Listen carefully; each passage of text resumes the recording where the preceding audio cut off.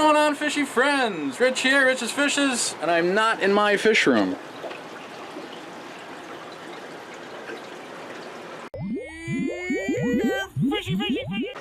We are about 4 hours from my house in upstate New York. Here with Tom, Mr. Coral Bandit, Mr. Ram Bandit, Mr. German Blue Ram. I'm not sure how many other nicknames he has, but he's got a hell of an operation going on here. And I happened to be not far from his house and decided it was a good time to stop by and grab some fish and talk some shop and see what's up. That time, remind me, what's over here in these tanks again? Top tanks have long fin platies and Ipistogramma, Alinidae, and Taeniniatus, I believe it's pronounced. It's so much nicer to spell it. Yeah, right? The apistos are always tough. Middle tanks are swordtails of different varieties, Lyre, king lyres, long fins, and I'm working on making my own Showas. And then the lower tanks are the green spotted swords and the albino swords. A whole lot of cool swords down there. And I emptied out a couple tanks yesterday going to the fish store, so you got a little vacancy to upgrade some of the fish in the smaller tanks, which has to happen. Just means there's room for new additions soon. They're here already, so they'd like to get to a new house. Oh, it has a lot of cool stuff going on. That's all 15 and 20 gallon tanks on that rack.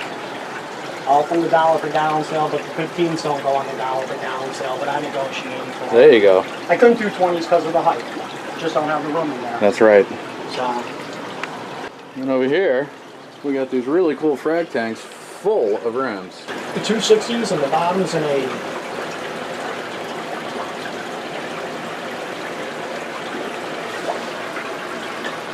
That's a 60-gallon frag tank, and that middle one's full of electric blues, right? Yeah. Boy, look at all them. And then an 80 down low, and those are acaras? Yeah, electric blue acaras. Electric blue acaras down low. Those things are pretty awesome looking too. I've never seen such a large grouping of these particular fish. See, people are like, you can't put 4 of them in one tank. No, that'll never work, right? Yeah. Just do 400 instead. You know, maybe they work better being overcrowded. Well, there is that theory about cichlids. They eat better. Yeah. I've known several breeders that by overstocking encourages overeating, and that's how you grow fish. There you go. You just have to change your water. You just heard it from the master. Change your water, change your water, feed your fish. And then over here are more electric blue rams and a couple of Germans in here as well, right? Yeah, I try to mix them up a little. There's some apistos Hansloy males in there also. They'll be down there at the bottom. Oh yeah, there's one. I get a lot of males just because the room's too warm. I've got some Hansloy at my house right now that came from this house. I actually got a couple of females in another tank now. I'm going to see them kick it in the gear, but... I was in the local fish store the other day and they had what they had labeled as golden Ipistogramma Hansloy. Going for I've seen it.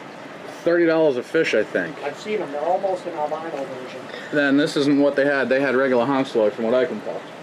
And they were trying to sell them for about $30 a fish. See, the apisto market up here is not that big. I don't think anybody knows what apistos are.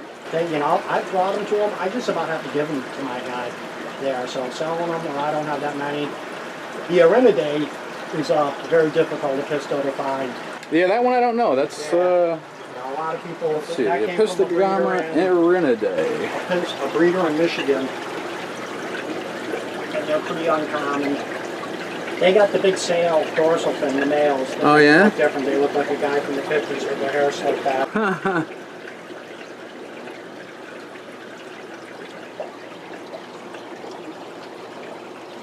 Well, I can't focus in on them too well.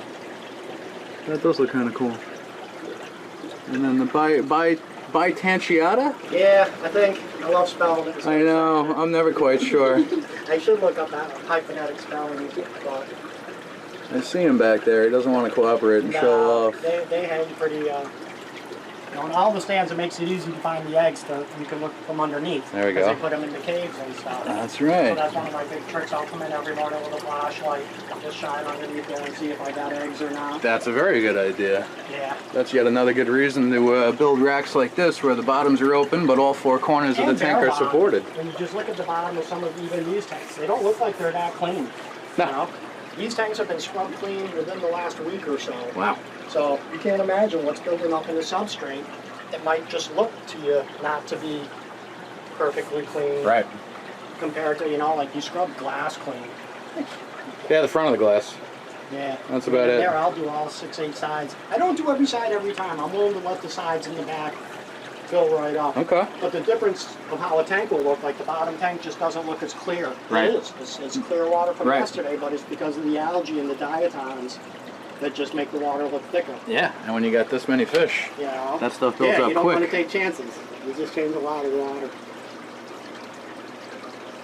It's always amazing to me how fish always seem to point in the same direction. That's wild, seeing such a big group like that. That is just fantastic.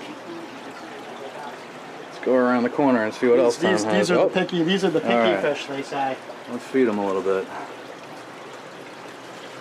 Oh, there they go. Look at that swarm.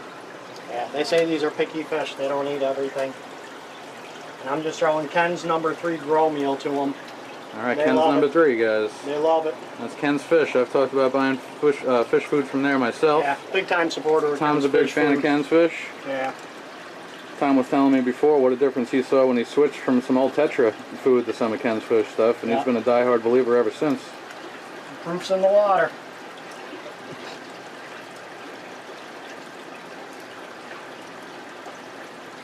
That is wild. They don't leave nothing behind. Yep. They pick it clean. It's funny. I go through a half a pound of food a week. How many times a day do you feed like you just did there in this tank? That's the second time already today. Second time today. 4 times a day I'll Sure. feed some of them. The big ones don't eat as much, but the young fish I try to feed almost every time I go by them. Okay. You Let's know, go around the they corner like and to take a munch look at better some than to eat young a full fish. meal. They'd rather nibble all day. Here we got some various stages of, I don't even want to say fry so much as juveniles. Yep, those are my 5-gallon tanks. There's Tom's some got pairs, there's 5 some gallons. juveniles. 5-gallon tanks with a couple of pairs, a whole lot of juveniles, a very intricate code of Sharpie that dictates when fish spawned and what fish came from what tank and what parents. He explained it before. I think he's got it all stored up in his head. I'm not sure how he keeps it straight. But he keeps newborn fry and the young ones in these dip and pour containers that hang inside of the tank. Saves me a heater. There you go. We got, I assume, a pair over here. Yeah, anything that has 2, they're all pairs. These are the crosses from my German and my electric blue. Even though they look German, so I expect to fry from them. That to is be a really, different. those are really pretty fish. There's a whole lot of blue in them. Yeah. When they were younger, they really looked red, the females. Oh, yeah? Strawberry colored. I was thinking I'd get red rams out of it. But we'll see. You have to be patient with them. That's for sure. Yeah. That's what I'm learning I don't the hard sell way. them before they're 4 months old. This tank is the PELVICACHROMIS tinnitus Malawi, which is a super hot fish. Tinnitus Malawi. Yeah, there's a female in the 29. I've lost all of her out of the 6 I originally got from Oregon. But I have 2 good sets of fry from them. Those are going to be a hot fish when they go for sale. You guys heard it here first.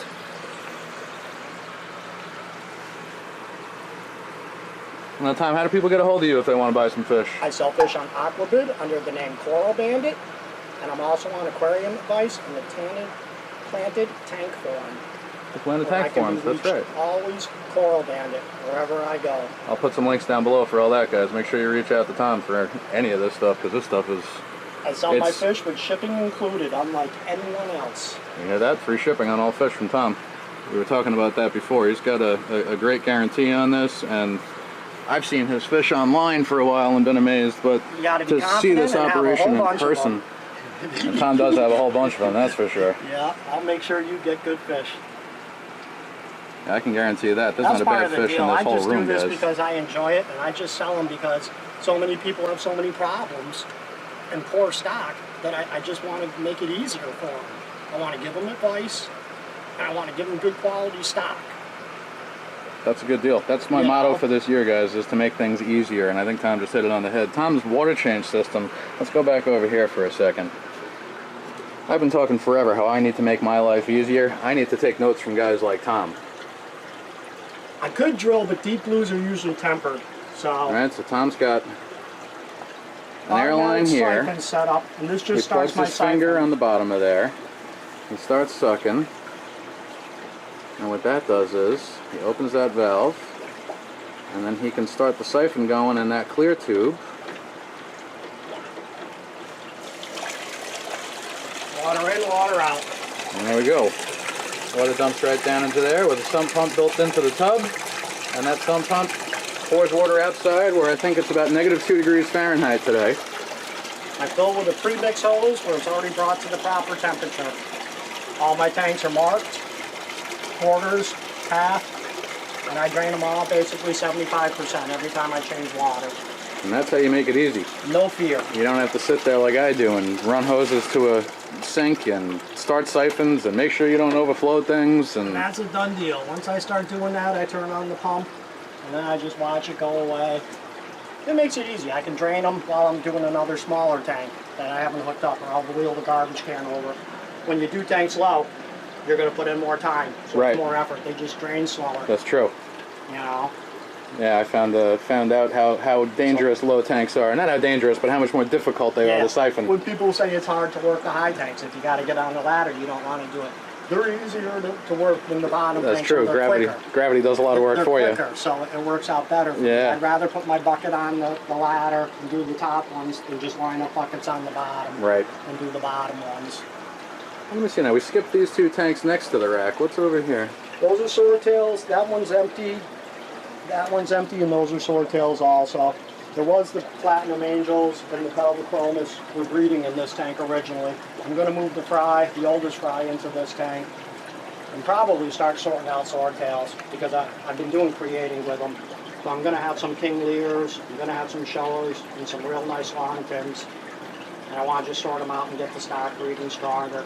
Because I basically created them all. I didn't buy any of them. The king Lyres were gifted to me. And the longfins just showed up somehow. Alright, anybody interested in swordtails? I don't keep any, but I know a lot of you guys out there do. They're a real popular live barrel, and people are looking for a colorful fish again. You know, there's not many red fish.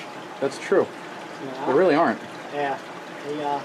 The tuxedo reds are a good seller. I had the real red-eyed albinos. I got white albinos. They're, I think the males are sterile. So we're working on a different line with them. I did have fry a long time ago. I haven't, and neither has one of my buddies I gave some to. Well, that's interesting. For months. These, the first tank here are the green spotted swordtails. These might be wild, or they were from wilds. And I got a buddy out in Oregon, Shane, who lives near Wet Spot, so it's really nice. Oh, yeah? Yeah, yeah. It doesn't cost $40 to ship fish from Wet Spot if you know somebody who lives there. There you go. Yeah. He ships them just like I ship them. So.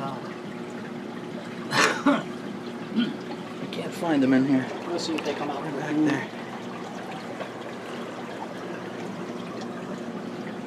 Oh, there they are. I know what that is.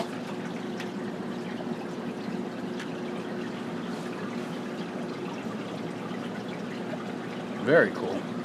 Alright, let's go back around the corner and finish off what's over there in the other room. I still love everything going on in this room. Alright, now we come around the corner here. We've got some interesting stuff in this nursery area. The PELVICACHROMIS, TAENIATUS Malawi, apistos, TAENIATUS, and platinum angels. That's the Bianchiata. These are deep blue 1.9 gallon betta tanks. They're the 3Bs. I found them online for $40, and these were $17 each at the pet store. So I couldn't leave them. Tiny little platinums. Now, how old did you say these guys were? Those are just less than a month right now. They were born December 18th. Angels grow so fast.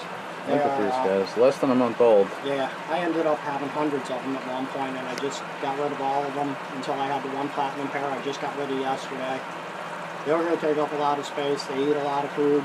Lots of water changes if you want to grow them. Yeah. You know. And we got some tiny electric blue rams, right? Electric blue acaras. Electric blue acaras are these. Okay. Yeah. And they're pretty tough on each other, even in the big tank. You know. When I ship those, I ship them one per bag instead of a pair. Oh wow. Because they're tough. I've been uncomfortable. I've had problems with them. Huh. But in a single bag, they're more durable than even the ram shipping. That's wild. And some of these electric blue rams over here, another big tank of these. And down below them's the Hong's Lyre. Well, there's males and females Oh in yeah, there. there's some of those apistos honks lie down here. A couple real nice males and big females and smaller females. Yeah, that's what my male looks like, except he never comes out of the back corner. I can never catch him on film, ever. Yeah, they're a pretty rowdy fish. When I had my best luck with them, I had 6 of them in a 55. I'm not sure if this 30 is even too small for them. Oh, I wonder.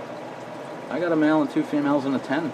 I try to provide a lot of cover for them, as you can see with all the different pots and mix match stuff.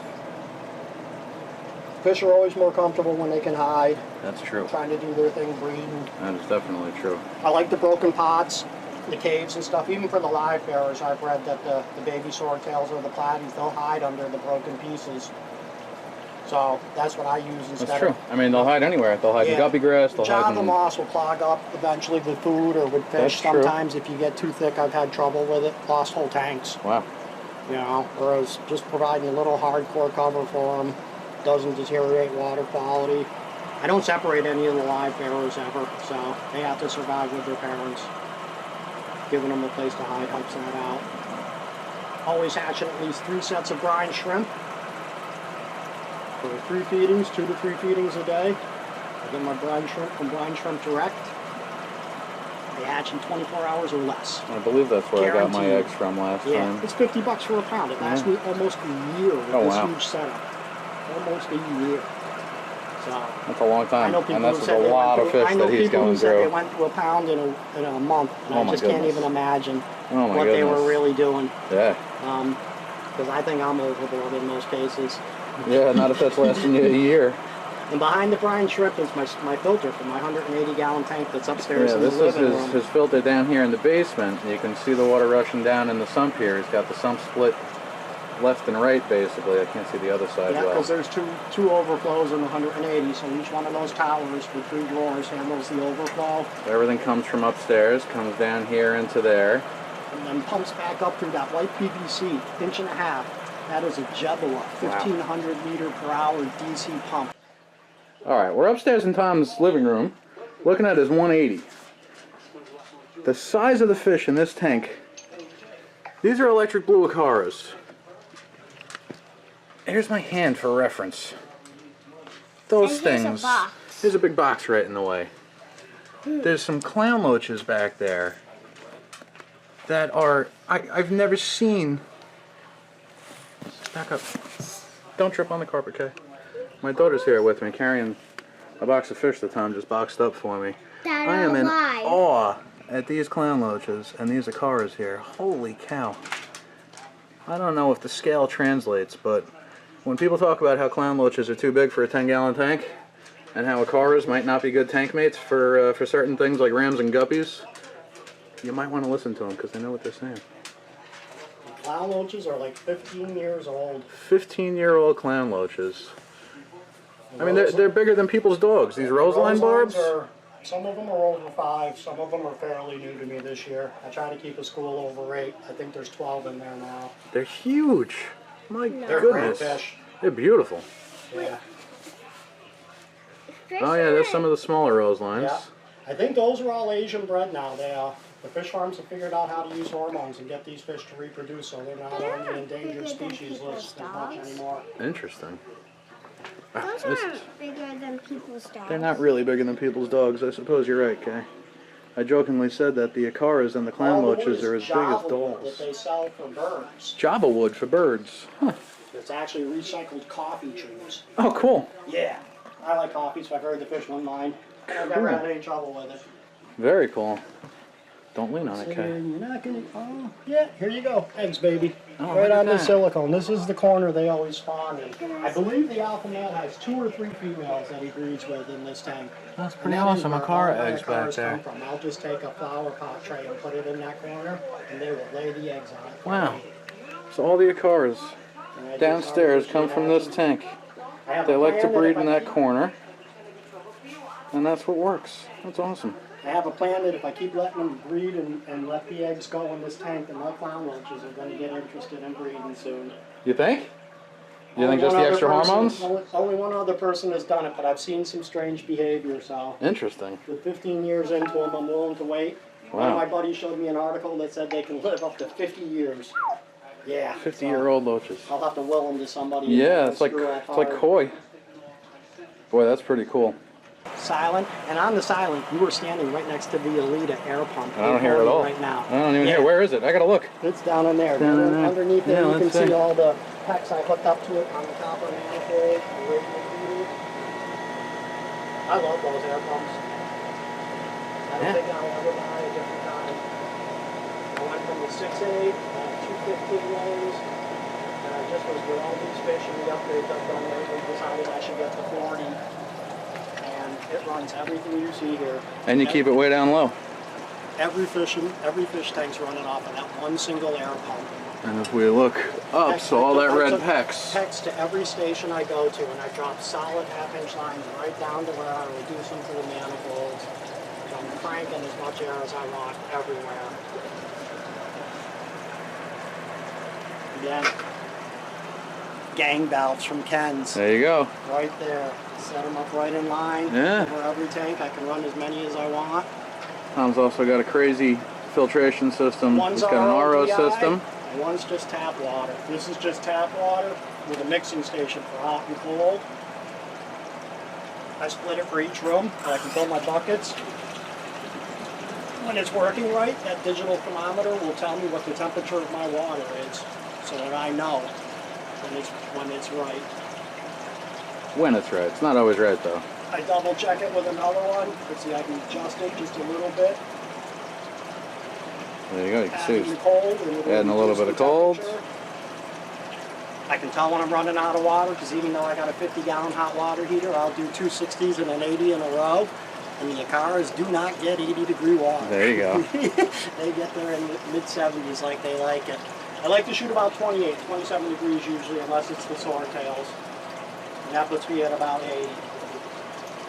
Yeah, I can just sit here and manipulate it however I want as I go. I even now take the heated water to the RO unit, because they say ROs are supposed to function with water over 60. Really? And I've always been using cold water, directly first link coming in. It's wicked cold in there. Wow. Right now, doing what I do with the water, even though it goes through the hot water heater, I'll still get micro bubbles from the extreme cold water, and that's something you got to watch out for, because it's really not good. I haven't had issues, but I notice it when it's extremely cold. Yeah, that excess gas in the water, those dissolved gases, nitrogen, I think, is a lot. Longer. Somebody just left a comment on one of my videos. I just did a big cleaning on my big 72 bow front tank and put all my discus in there, and the glass was covered in micro bubbles. And somebody rightly so pointed out I shouldn't have put the fish into the tank with all those micro bubbles, but I cut a soda bottle, and it helps me with it. Just to provide some turbulence as you're blowing it in. I pour it into the soda bottle, and then it overflows out the side, and That's some a of good the idea. bubbles dissipate. Yeah. So there's different ways to approach it all. Yeah, Tom has a setup to be envious of. All right, guys, I'm going to stop filming. I'm going to try to pick out some fish that I can bag up and take on the drive home with me while I'm up here. And I'll catch you guys later. Say bye, Tom. Have a good day, everybody.